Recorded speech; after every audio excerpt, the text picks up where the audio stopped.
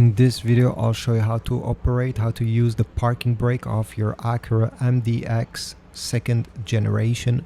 So this second generation has a foot parking brake. It looks like this one, and to engage it, you just have to press on it. You can't press halfway press or fully press it to fully engage the parking brake.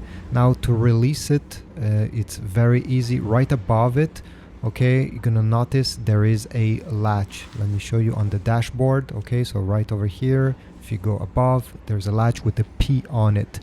You just have to pull towards yourself and the parking brake will release once you do this. I suggest that if you're on a hill, to put your foot on the parking brake pedal and to pull the latch so it releases gradually, and at the same time you can give a bit of gas so you don't go backwards, you don't roll backwards. Anyway, this is it. I hope my video was helpful. If so, please leave a comment, subscribe, and like. I'll see you in the next video. Thanks for watching.